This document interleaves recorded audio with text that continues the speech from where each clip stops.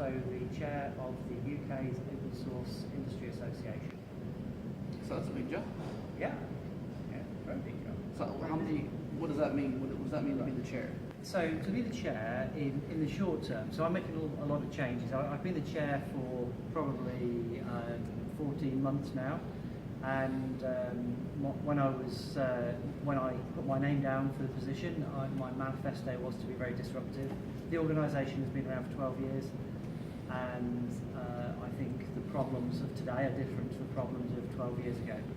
So as far as I see it, everything is open source, and what we need is a professional marketplace. What's missing is the professional side of the marketplace. I meet with the government and I hear the excuse, where do I buy open source? Which is crazy. You can't buy it. Yeah, well, that's the point. That's what they say. Or you can. Kind of. Kind of. You can buy professional services to implement free and open source software. And actually, the software is free, but it's the professional services that sits around it that is where the real value is. Right. So what are the biggest challenges you have? Like you mentioned government, right? Obviously open source, you got developers involved there. As a chair, what's your biggest challenge? What are you facing right now? Well, in the short term, I'm incorporating the organisation as a not-for-profit, and that's paperwork, and that takes time, and I'm currently going through the Articles of Association, so there's a load of admin. That's a challenge. Right. Would it be helpful to have another nonprofit that's already kind of almost like the Linux Foundation, how they take on under the wing, so to speak, and oversee your project? Well, that's Do you have fine. things like that in the UK? In the UK, well, not really for open source. This is why we're setting the establishment up as a not-for-profit organisation to represent the open source marketplace in the UK, professional open source marketplace. To be a point of contact for the UK government, so the government can come to us and talk to us at an official level about how they should approach open source. So although we have, from the top of government, we have really good mandate, good policy, and at the grassroots level, we have people implementing open source. The piece in the middle that buys and spends money is still spending £20 billion not on open source. That's a lot of money. It's a lot of money. So what's that in US dollars?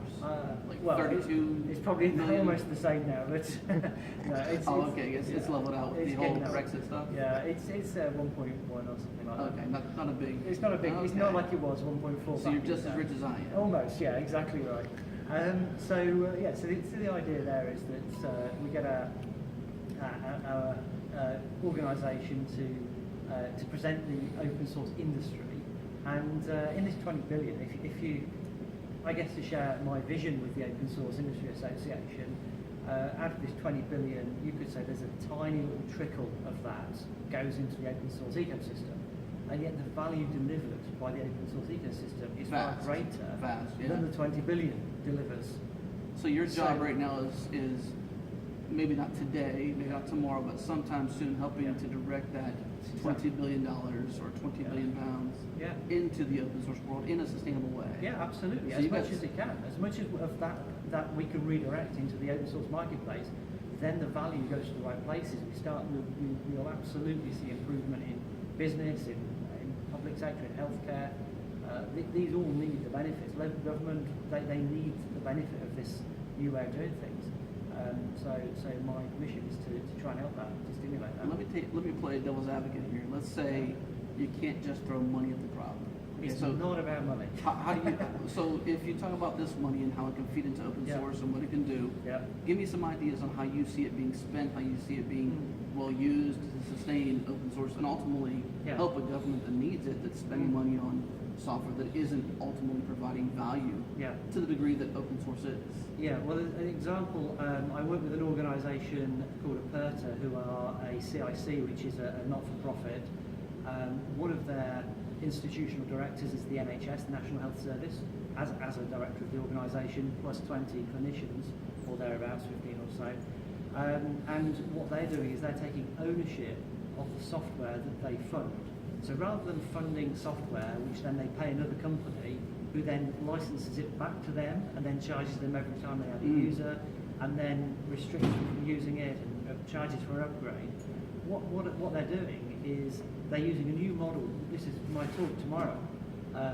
We'll cover off some of this new model. It's called the custodian model, where all the software that they write becomes owned by this custodian, this CIC. and that means it's always available and always under the control of this organisation, again, who's a not-for-profit, and they seek grants from the NHS, they seek grants from public sector organisations. So that's how they're funded. That just means they retain control and they can't be exploited. And there's a great example. Now they're operating on a very small budget at the minute, a really small budget, and yet they're making things happen. One of the projects which is, all being well, is going to be successful over the next few weeks is Open Eyes, which is headed up by the leading eye hospital, one of the clinicians there, and that brings a full ophthalmic suite which is fully open source. And there's others. There's a whole bunch of open source projects. There's a website, codeforhealth.org, and that hosts 30 communities in healthcare and many other aspects in all sorts of different areas within the website of locality-based communities and specialism-based communities. So there's a great opportunity there. They don't need a great deal of money. People are doing this anyway. It's like open sourcing healthcare as well as open sourcing the software. So there's a lot of people benefit from that.